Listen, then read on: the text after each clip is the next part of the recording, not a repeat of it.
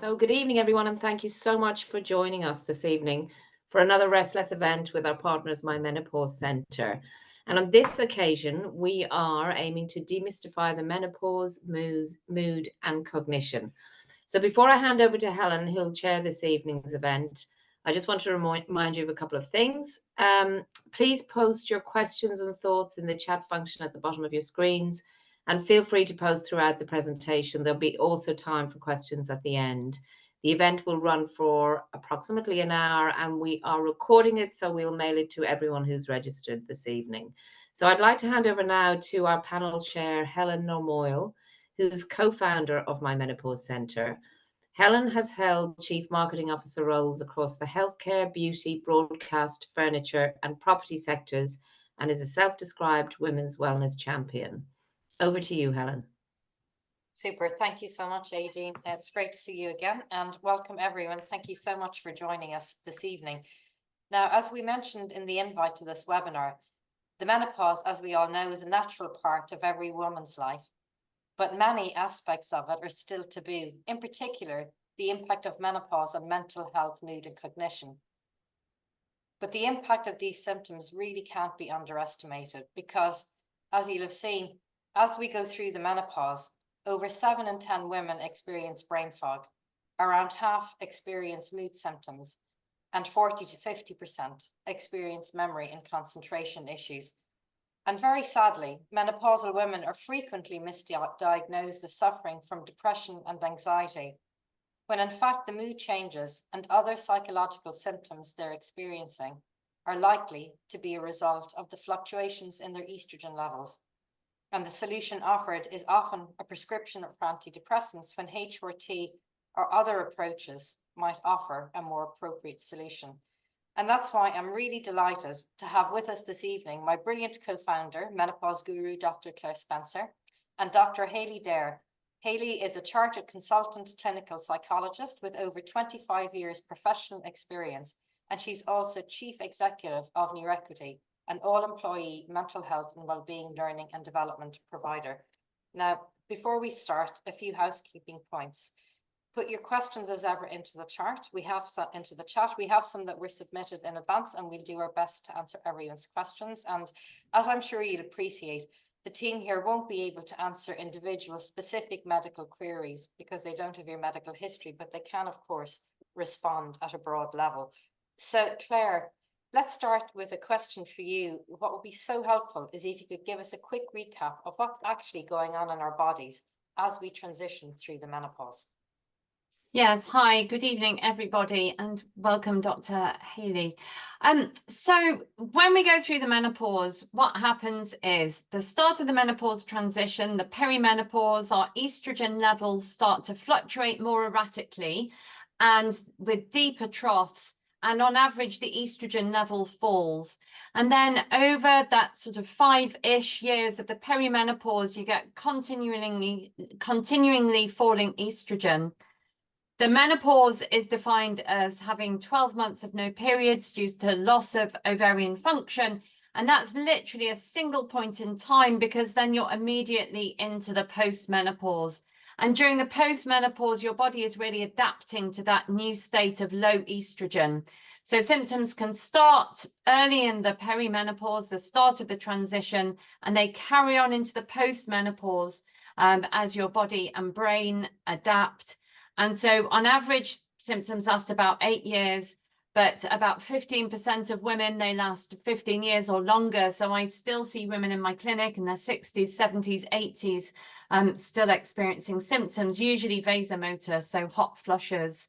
And I think relevant to what we're going to be talking about this evening, that drop in estrogen has many knock-on effects, including in the brain.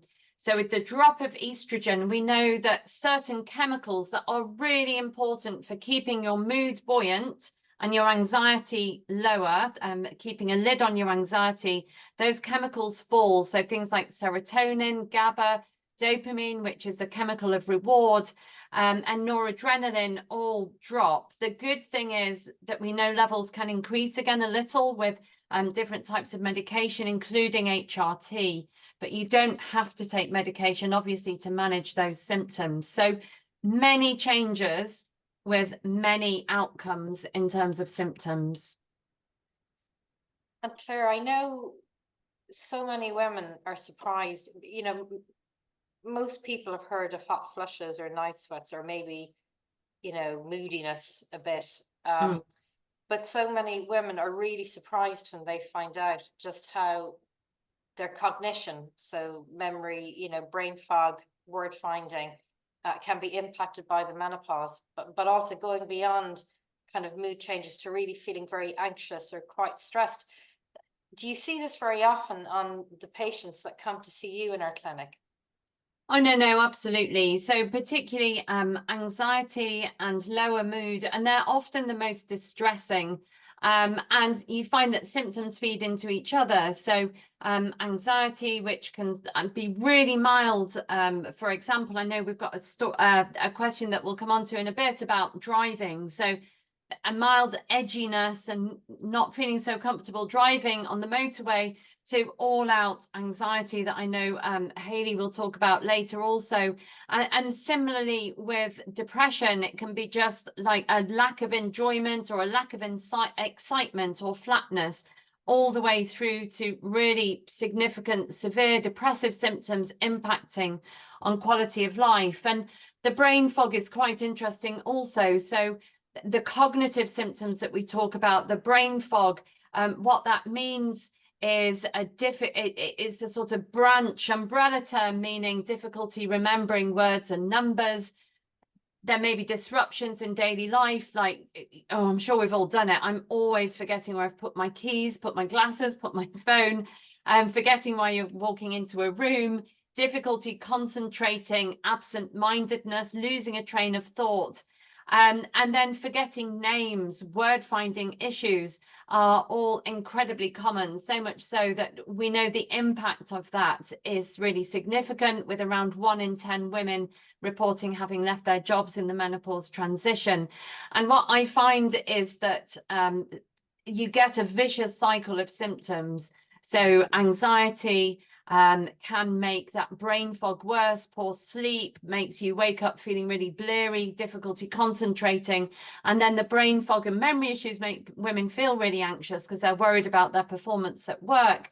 And we know also that if you've got moderate to severe hot flushes, that also has a really significant impact on memory, for example. But the great news is that for most women, these symptoms will be mild, and for most women, they will get better as you transition through and into the postmenopause. Great, thanks, Claire. And we will come to solutions and what you can do to manage these symptoms in a moment. But Dr. Hayley, just with your clinical expertise, how do you pick up or think that maybe when you're seeing a patient that her symptoms might be linked to menopause as to maybe more clinical reasons, maybe more not menopause related depression and anxiety, maybe, rather than clinical depression? So what cues do you look for? How do you think about it? So I think it's really important that as clinicians, I've changed my practice a lot over the years, and not to say that there can't be early onset perimenopausal symptoms, but if ever I get a woman that's referred sort of really around kind of late 30s, 40s, that's the first thing that I will start to look at, is actually be curious about the history of the anxiety and the depression. It does present quite differently when it's linked to perimenopausal symptoms. So when we are struggling, so if we're struggling with depression, it's a pervasive low mood. There's an enduring symptoms around it. Whenever we see, for example, symptoms of anxiety or low mood that are linked to the perimenopause, there's a very different pattern that occurs. So we know that when estrogen stimulates, as Claire's already said, these really important feel-good neurochemicals in our brain, and one of them is serotonin, which is to do with our mood.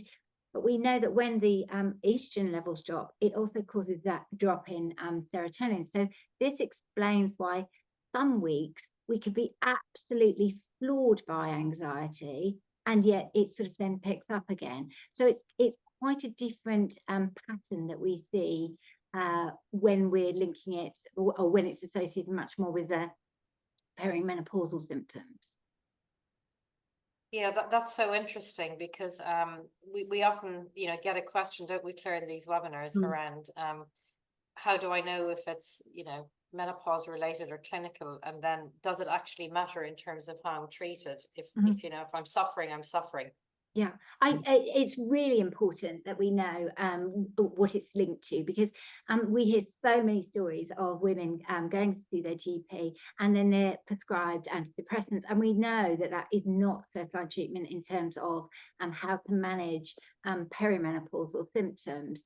And actually, the antidepressants will not be effective. And what you hear so many times with women is they are prescribed them, and it doesn't really work. We do know if there are pre-existing, so if people have struggled with depression prior to perimenopause, then that's slightly different. But actually, we shouldn't be ever treating low mood and anxiety with antidepressants as certainly as first line. But I don't know, Claire, you want to comment on that at all? Yeah, no, I think that's a really interesting point, Hayley, because you definitely hear a different story, don't you? Women will say, I feel amazing, and then a week later, I am completely on my knees. And often I hear, that I think more extreme reactions to extreme hormone fluctuations, like premenstrual type symptoms out of the blue. So before a bleed, symptoms are worse, whereas that's not happened before. And they have a bleed, they feel better, and that's related to the drop of progesterone, etc. No, I think you're absolutely right. But I think it definitely takes a lot of listening, doesn't it? And a lot of thinking about symptoms to try and come up with the right solution.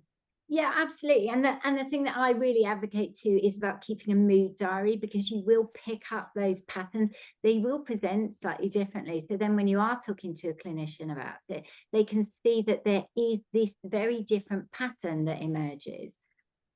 And I think anxiety is such a common, so many women do experience the anxiety that can lead to that lowering in mood. It really starts to create this perfect storm, because as you get this, you get the symptoms of menopause, perimenopause, it then can start to impact on your sleep. And we know that when you start to get poor sleep, disrupted sleep, it can then lead to you feeling much more irritable, less able to cope. So it does sort of create this really vicious cycle. So that's why it's important that we really do determine what's the causal factor of it. Yeah, and going to your point on antidepressants, I really agree. And I think that HRT, and it doesn't have to be HRT, but it can be effective.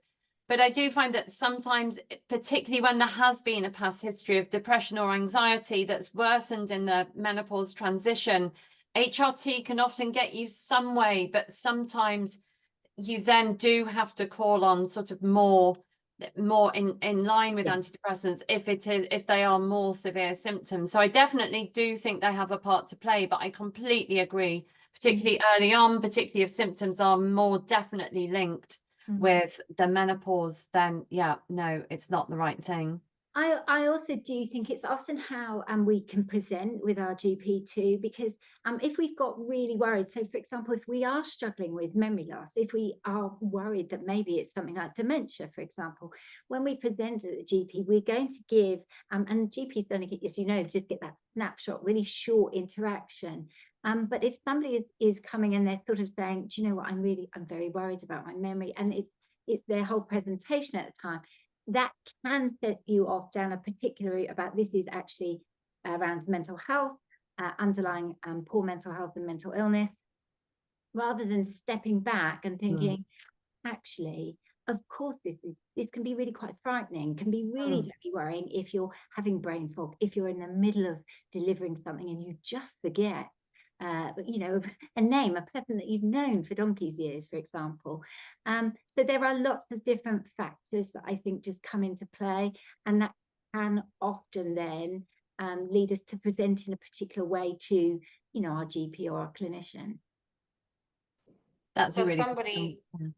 Sorry, Claire. No, So go on. somebody's listening this evening, and the doctors prescribed them antidepressants, but they feel they're not working, and they're hearing some of the symptoms that we're talking about here that are linked to menopause. And I've also posted into the chat a link to our free questionnaire that can help you understand if and where you are in the menopause transition. And it has a whole range of symptoms, and it's been created to help you have those conversations with your GPs. But from what I'm hearing for both of you, your advice would be go back and speak to your GP and tell him that you think you might be going through the menopause, you might be perimenopausal, and to open a conversation about, Hayley, I think to your point in particular that you made around, it's really important to find the right treatment and to understand if it is menopause related or clinical. Yes, absolutely. In fact, I'm just going to share from my own personal experience. I did exactly that. So I had gone through, there was a couple of live events, and I thought actually my mood was dropping. I thought I had depression. And my best friend, she's a psychiatrist, and she said, "Oh, I think could you be perimenopausal?" And at the time, I hadn't done any of my training in the area, and really, I was quite ignorant myself. I shan't tell you what I said, but I did use an expletive. Anyway, I trotted off to my own GP and said, "I think I'm depressed." And of course, my GP thought, "Well, here we have a clinical psychologist. She must know what she's talking about." And I was duly prescribed antidepressants, which did absolutely nothing. It was a couple of months later, I started to have those raging hot flushes, which I've never had. So I had to phone my best friend, apologise profusely, and then go back to see the GP and say, "This has got nothing to do with depression. This is to do with perimenopausal symptoms." So yeah, I learned a lot through my own experience, and then I just thought, actually, I need to go out and really do a lot, much more research in the area and much more training in the area. Yeah, and look, it's a great segue into our next section, Dr. Hayley, and a question particularly for you and this one. So in some research that Dr. Claire and I did a few years ago with a brilliant research group called Britain Thinks, we found that the more prepared a woman is for the menopause, the better her experience of it will be. Now, that sounds like a statement of the bleeding obvious, doesn't it? But it's obviously not that obvious, or everybody would be really prepared for it. So because knowledge really is empowering, that's why we have these webinars, so that people can empower themselves with a better understanding of what's going on. But to that then, so before we ever get to perimenopause, Hayley, are there any practices or any things that you would advise that we could think about that, if it's too late for us, but that we could share with daughters, younger friends, work colleagues, things that they could do to better prepare themselves to avoid or to minimize the impact of any symptoms? Absolutely. So there is a piece of research that actually supports what your findings. So UCL actually found that our brain copes, it is put under more stress and copes poorly with uncertainty than it does the worst case scenario. So whenever we are informed, whenever we have knowledge, we are then able to plan accordingly. I mean, you see this, an example of this is if you see people on a train platform and the announcement is the train's been delayed, you see people getting quite anxious. They don't quite know what to do. Do we get another journey? The moment they say it's been cancelled, we know exactly what to do. We can make alternative arrangements. So our brain doesn't like uncertainty. And if we don't educate ourselves about perimenopause and menopause and what it might encounter, then we're putting ourselves into that position, which actually is putting a lot of stress on the brain. So we're not necessarily going to all experience the same symptoms. Everybody has quite an individual menopause that they'll go through, but by educating ourselves, we'll then know what potential treatment plans we might want to pursue. We might want to find out a lot more about, okay, what are the types of HRT? I think often there's a view that there's just one type. We might want to find out about alternative therapies. We might want to know about all the different symptoms, so that when we start to experience some of those symptoms, it doesn't panic us, it doesn't worry us. But the other thing is, get your network around you, get your friends, your family to be really much involved in all of this. It will impact on everybody. So the more informed everybody is, the much better we are about going through the perimenopause and the menopause. That's great. Look, that's really, really practical advice. And that's why Claire has created all this wonderful content that we have on our website. And I'm just posting a link to Menopause at a Glance, so that's something that people can share with their partners, kids, colleagues, whoever, and use themselves to understand the range of symptoms, age of menopause, and so on.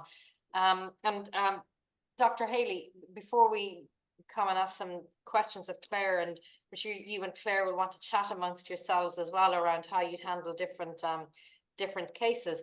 But are there any other things that we could think about from a lifestyle perspective to prepare ourselves? Things that you would, if you look back at your younger self, would you say, I wish I'd done X, Y, or Z, or a bit more of this or a bit less of that? Yeah, absolutely. So I've already touched on it. Education. I'm just really pro about just educating ourselves. So knowledge is power, and the more we can educate. But there are other things that we can do. So we often hear about you need to have a healthy diet and lifestyle, but actually that is really important. So exercise, whenever we engage in exercise, and we don't have to be gym bunnies, but it then stimulates this wonderful cocktail of neurochemicals which are impacted upon with the hormonal changes, and that can help us much more effectively manage some of these symptoms. Things like sleep. So we really want to focus on getting that good routine. Sleep is not optional. Sleep is a cornerstone to good mental health. And when we all have such busy lives, we often think, oh, I just cut back my sleep a bit. Actually, that has a huge, such a negative impact on both our mental and physical well-being. So establishing a good sleep routine before we get perimenopausal will then actually help us a lot more. We'll learn effective coping strategies and different mechanisms that we can then apply. And I think it is also finding out about those different or alternative approaches. I'm sure that Claire's going to talk a lot more about this. And we talk, obviously there's a lot of talk about HRT, but there are other approaches too that can be used alongside or can be looked at as an alternative approach. Oh, look, some brilliant practical tips there, and we will unpack some of these in a bit more detail. I know there'll be lots of questions for Claire here on this, but Claire, maybe just to kick off this part of the conversation with you, I wonder if we just looked at Mrs. M's question. And Mrs. M, I'm so sorry to hear that this is what you've been going through. It's an example, Claire, I suppose, of how somebody's maybe starting perimenopause. So Mrs. M hasn't had a period for almost a year, but she's spotting every couple of weeks, and she's just feeling extremely depressed and can't get out of bed. And that's such a horrible feeling, isn't it, when you just can't motivate yourself, you don't have the energy to get out. So Claire, if we take this on a broader level, and Haley, jump in as well, and if you guys want to chat amongst yourselves about what advice you could give MSM and other people who've had these days or these periods in life. Yeah, no, I'm really sorry that you're feeling like that. That is a really horrible way to be feeling. So I think the first thing, I can't help having my doctory safety hat on. And with the spotting, I would say if you can speak to a GP or get somebody to give them a call for you. It's probably absolutely fine, but spotting, we often just want to check out to make sure you haven't got a little polyp or something causing the spotting. So from that point of view, I have to say, please speak to somebody, but please speak to somebody anyway about how depressed you're feeling. Really reach out. And many women often feel that there's no point. They feel total lack of motivation. And many women I speak to even feel suicidal. They often say that they feel that they wouldn't do anything. They haven't made plans, they haven't gone down that route. But I would say, please speak to somebody. And if you are having those thoughts, then there's Samaritans, there's 111, there's your GP, there's an NHS really helpful resource as well. If you just Google NHS depression, NHS suicide.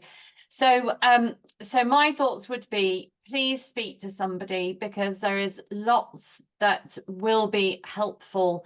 And it would be a case of thinking, right, is this menopause? Is this something that HRT might be helpful with? We'd need to, as Hayley's already said, find out a lot more about you and listen and find out if this is new out of the blue for you, or this is something you've experienced before. Women with postnatal depression who felt like this after having babies often are at greater risk of this happening in the perimenopause, and that sort of makes you think, oh, this could be hormonal. When you're feeling like this, you know, all the lifestyle stuff is there, but it's just not the right time to start thinking, right, I must be exercising 150 minutes a week, etc. And just speak to somebody and just get some help, just get some advice of where to start to get you out of bed, to then make more steps.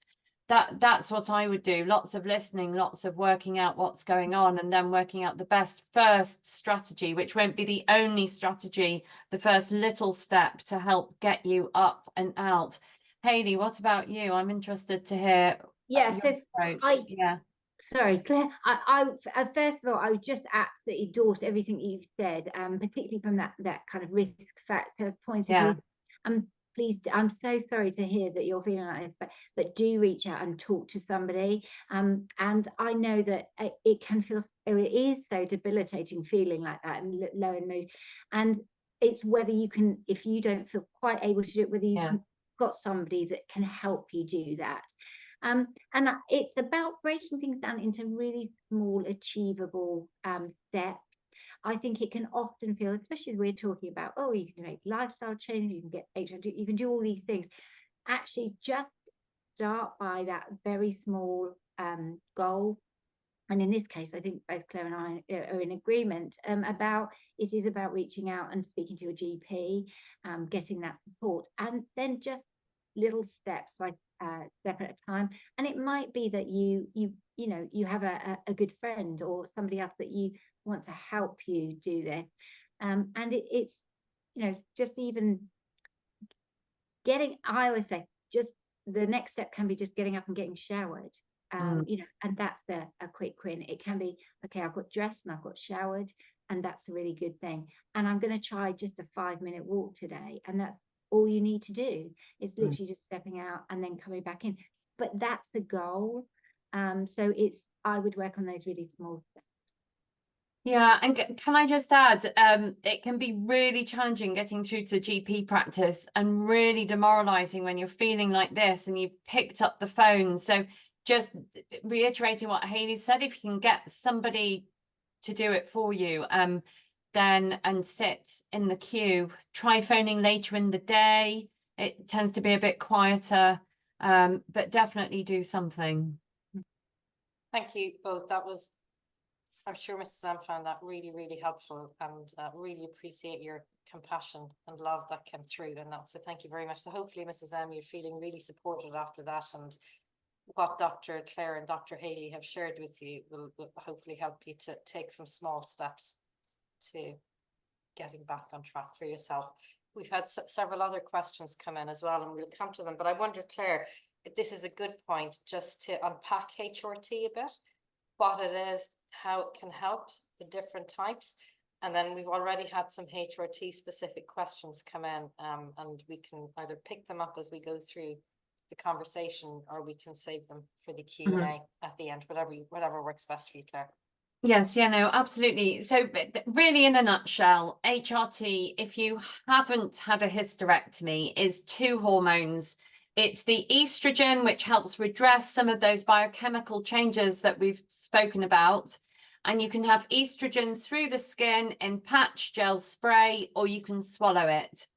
If you have estrogen, it thickens the womb lining, and we don't want that to happen. So we have to take progesterone alongside the estrogen. And the progesterone really is taken to keep the womb lining thin and stabilize it and prevent it thickening, and down the line increasing the risk of cancer of the womb lining. Now, progesterone often is tricky to take if you do have premenstrual syndrome, if you've had postnatal depression, if you haven't tolerated the pill in the past. Sometimes the progesterone bit is tricky because the breakdown products can actually, for some, a really small percentage of women, worsen the mood. So often it's tricky working through several different types of HRT to find something that you tolerate, but it's all completely doable. But that's why it is important to know about other options that are available that might be helpful. And HRT is really helpful. It's the most effective way of managing menopause symptoms for most. There is evidence that it can help, but help moods, cognitive. It can help mood symptoms. It can help lift mood. It can help keep a lid on anxiety. In terms of cognitive symptoms, it's not that straightforward. HRT can be helpful, particularly if you're having severe other menopause symptoms like hot flushes and night sweats that are impacting on cognition. But the advice is not to just take HRT for memory issues. And certainly we don't recommend taking HRT. There's no evidence that it can prevent dementia, for example, except if you're at the very young end of the spectrum. So that's HRT in a nutshell. It often needs tweaking. It may not completely sort out every cognitive symptom, which are also part of aging, sadly, and men experience them too, but can be a really helpful way of going forward positively through this next bit, basically. So can you explain just a little bit around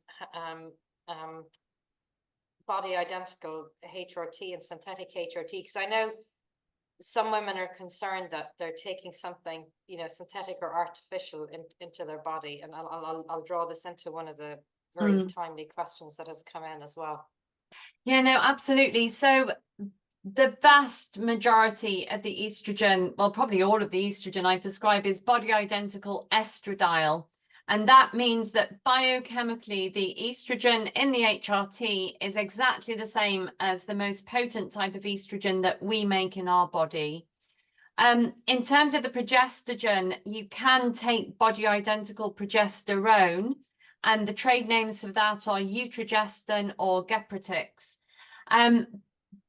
That works. Many women like taking it. It can help them sleep, and it can even, through the GABA receptors, sometimes help a little bit with anxiety.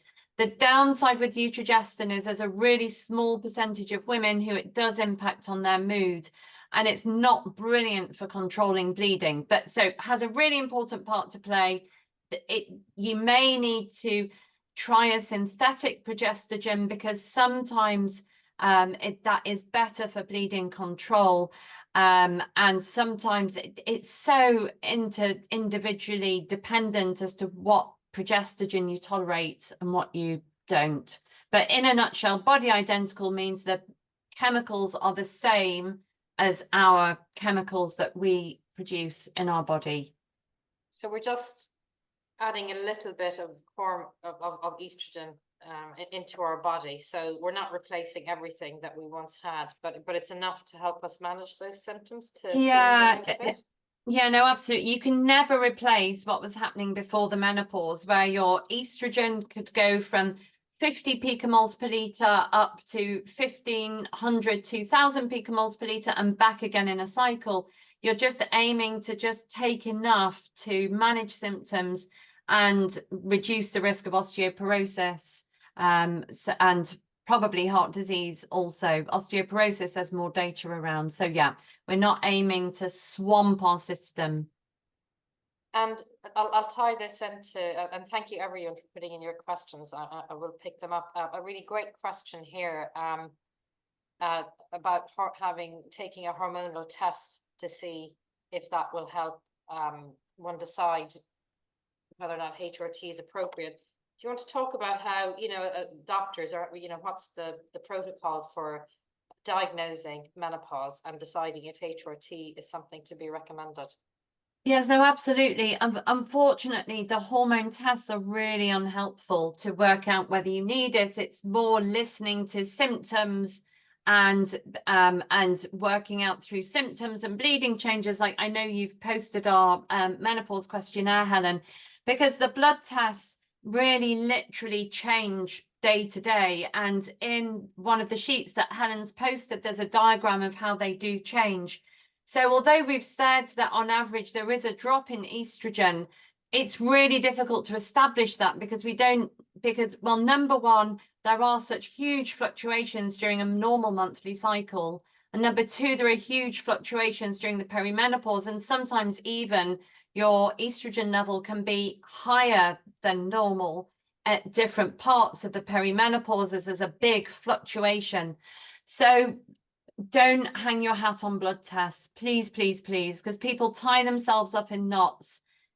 Often there's marketing of blood tests to help you, but you can have a blood test that shows you're in the menopause, but then the next day you could take that blood test and it may be normal. You could feel absolutely shocking, but you might have at that period of time a normal blood test, and then it's really upsetting, but the blood test is meaningless. Please go and look at your symptoms, bleeding pattern, and don't hang your hat on blood tests unless you're under 40, in which case they might be helpful.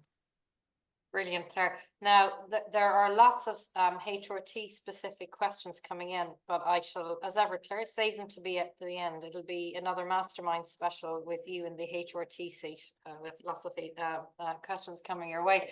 But I wonder if it's worth maybe expanding the conversation to talk about other alternatives to HRT, and maybe Dr. Haley, kicking off with a question for you around how talking therapies can maybe help with some of the symptoms around mood and cognition, and maybe surprisingly how some can help with other symptoms as well, such as hot flushes, which might surprise people. Yeah, absolutely. So I'm sure that many of you have heard a lot around CBT for perimenopausal symptoms, and it's had quite a lot of coverage. So I think it's important to say that there is evidence that CBT can help manage some symptoms of perimenopause, but it's really important to also acknowledge that it doesn't manage those severe menopausal symptoms. We do know that it can help with to identify and challenge some of the problematic thinking, the difficult thinking that we get, those negative thought patterns. We can also use it to help develop better coping strategies, and really hone in on those self-improvement skills. What we also know, though, is that it can help in some, and this is not a blanket approach for all, but it can help some in terms of what we call the vasomotor symptoms. Sorry, get my tongue tied there. Which is those night sweats and those hot flushes.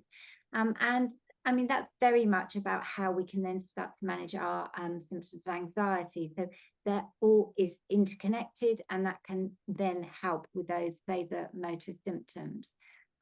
It's really important to acknowledge, though, this is not just blanket CBT. It needs to be targeted CBT for menopause. So if it is something that you're interested in pursuing, absolutely do find out more about it, and certainly talk to your GP or your clinician about it. There's not a huge number of individuals who are trained in it at the moment, although that's growing quite rapidly. So I would that's my caveat really, about make sure that it's targeted. How would you know, like as a layperson, and you're on Google and you're going CBTS, I found 60 million people around the UK. I'm not saying there are, obviously, but I found lots of different people.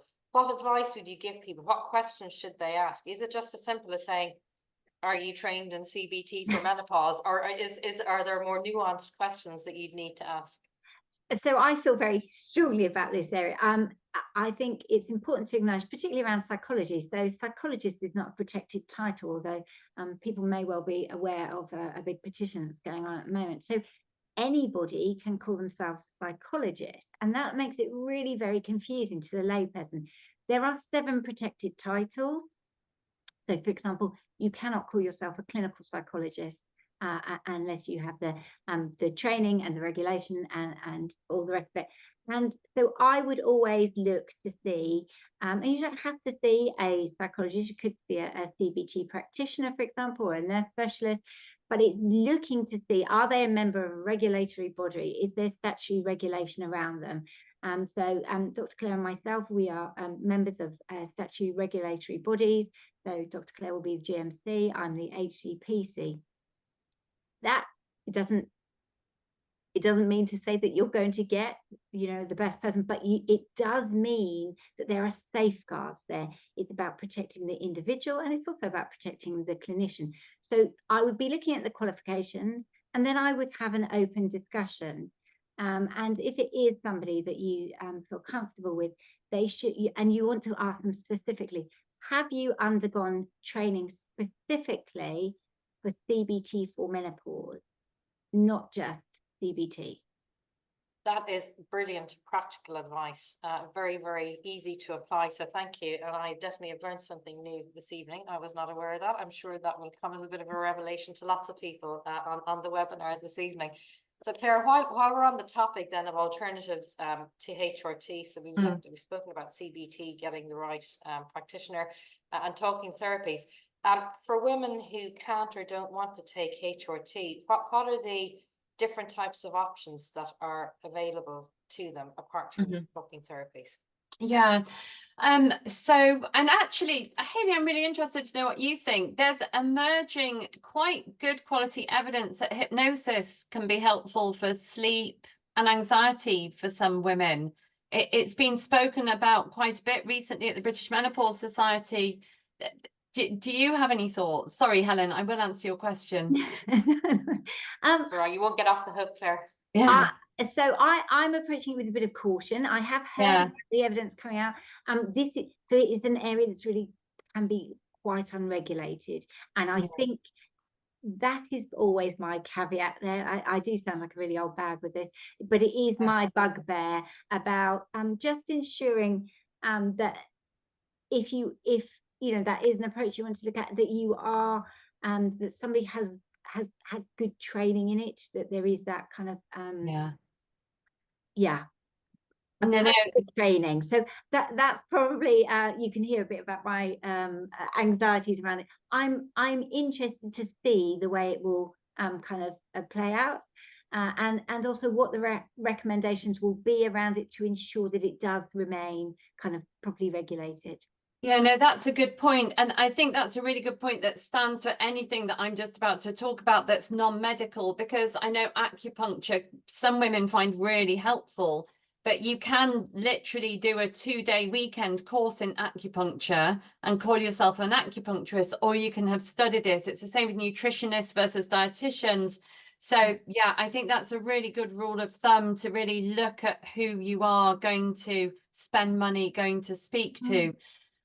In terms of alternatives, so there are medical alternatives to HRT, and what is recommended will depend really on what your symptoms are.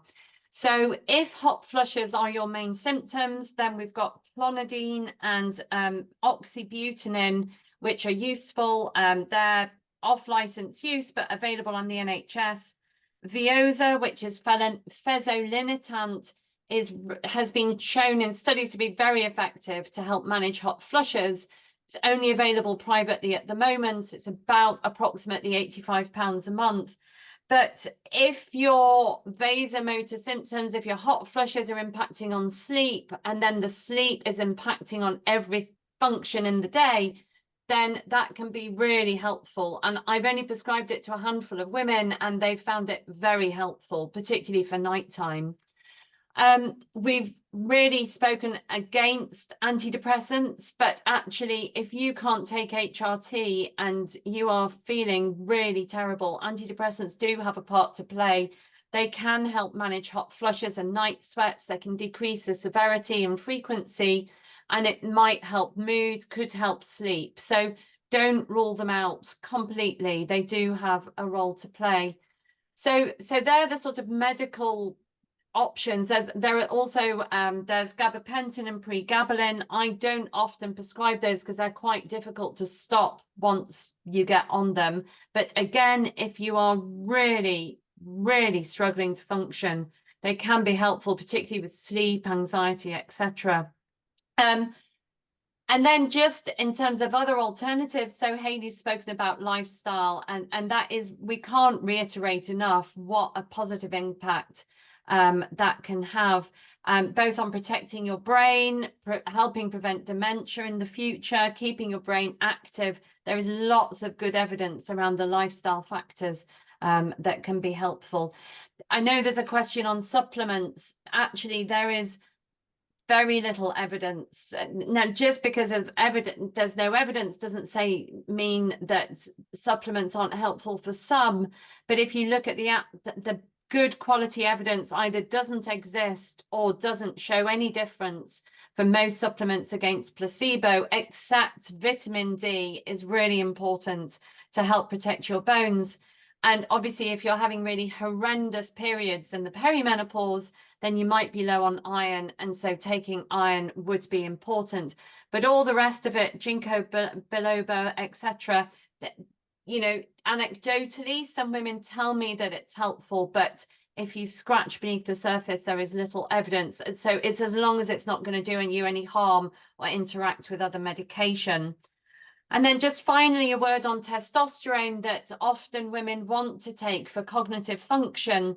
But unfortunately, all of the studies we've got at the moment, with no exception, don't show any improvement of using testosterone above placebo for cognitive function. So for word finding, word memory, short and long-term memory, there's no difference between placebo and testosterone.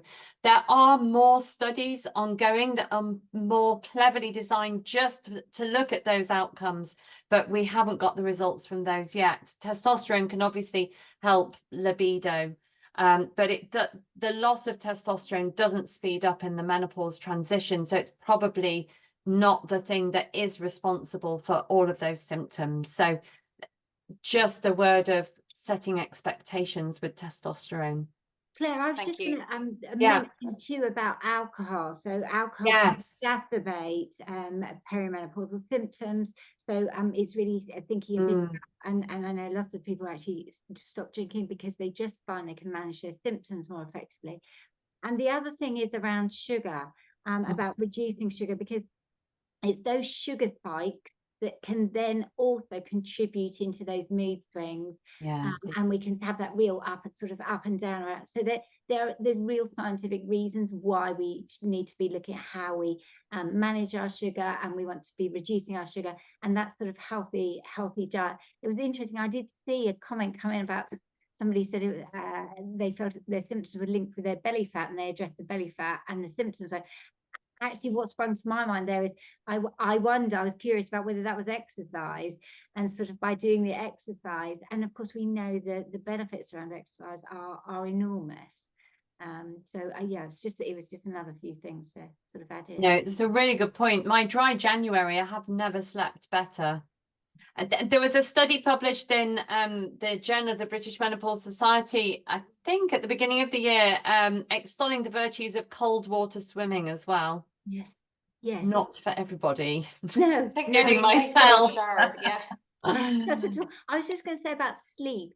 So the other thing is when we're sleep deprived, our body raises our levels of ghrelin, which is our hunger hormone, and that can make us target, kind of want to eat much more of those really carbohydrate things, those really high sugary things. So you can see why we can get into this quite vicious cycle, which then impacts on our mood again. So it's being aware of that link to what poor sleep can do, how that can change the kind of neurochemical balance within us, and then what that can lead to. So I think, again, it's about that knowledge and knowing how you can then try and work around that. Fantastic. Then, Hayley, I've got a question for you. And then, Claire, if you want to have a quick squiz down the chat so you can see what's coming your way, the questions that we'll be firing at you. But before we come to a whole bunch of HRT related questions, Hayley, I just wonder, what are your thoughts on mindfulness and meditation? And do you think that can play a role in helping people, manage their mood, manage cognition, manage stress levels? Yeah, absolutely. So we know there's a lot of evidence around the effectiveness of mindfulness and meditation. So they, again, they will act on the feel-good neurochemicals in our brain. So we know that when we engage in mindfulness, it increases our levels of GABA. and GABA is known as our anti-anxiety neurotransmitter. So there is the connection. I often talk about the why. So if we know the why, we're more likely to engage in things. We know it's really good for reducing your levels of cortisol, your stress hormones, by engaging in things like mindfulness and meditation.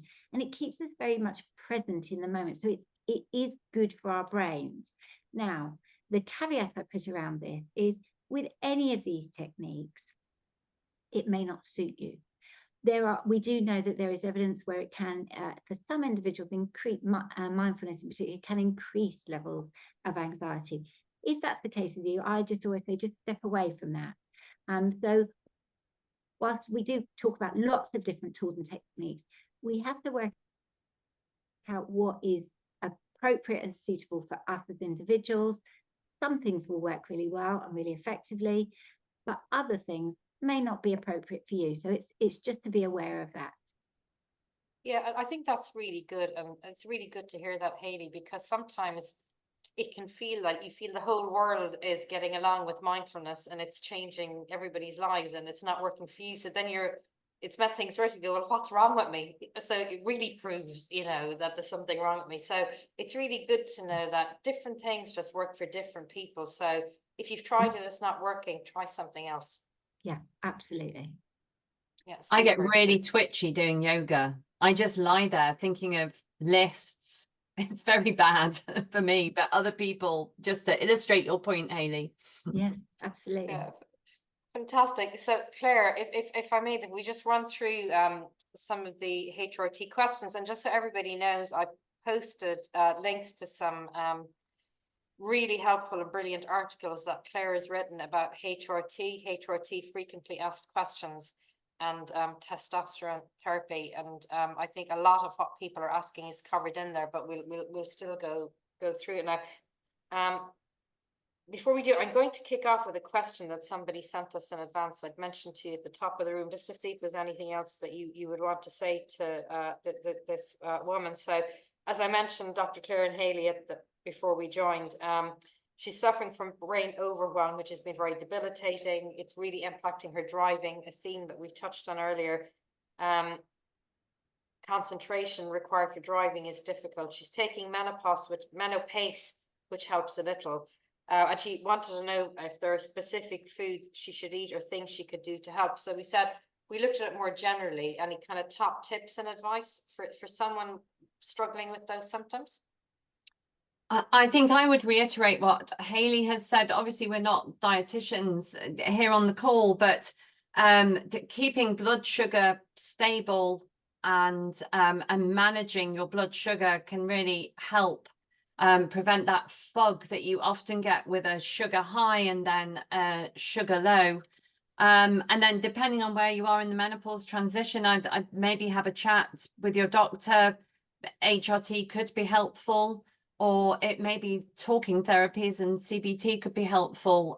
Hayley, do you want to come in? Do you know, the other thing that sprung to mind when I heard this and we were talking about this is also it's that in the struggle to stay focused.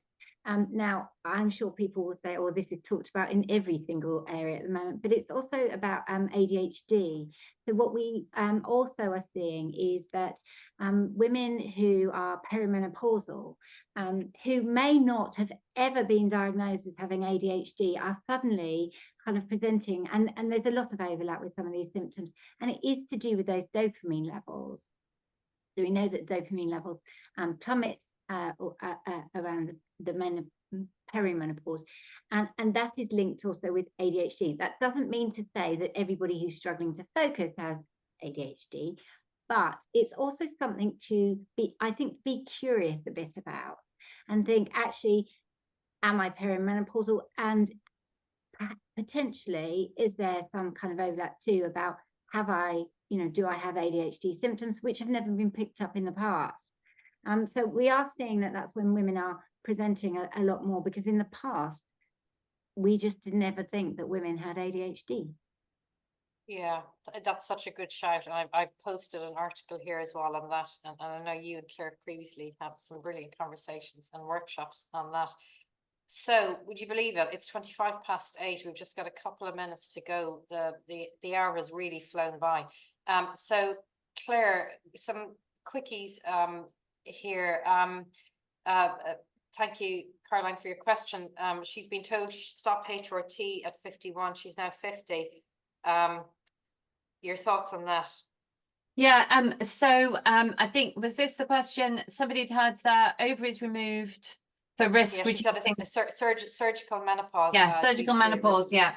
So surgical menopause. So that obviously I don't know, but if that was for the because you carried the BRCA gene, so increased risk of ovarian cancer and breast cancer, taking HRT up to the age of 50, 51 doesn't negate the positives of the risk reducing surgery, but we just don't know how that then translates into the menopause, and it's likely that carrying on HRT will then start to reduce the risk beyond your own baseline risk.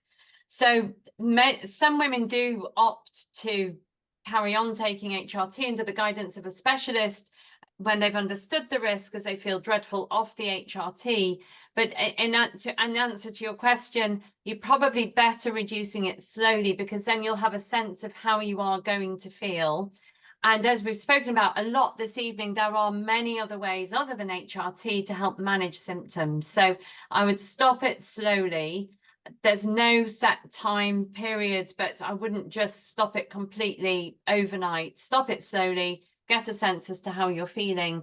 And if you're feeling really awful, try and get referred to a menopause specialist who can talk you through the risks and benefits. Thank you, Claire. That is great. Is it safe to consider HRT if you have high blood pressure?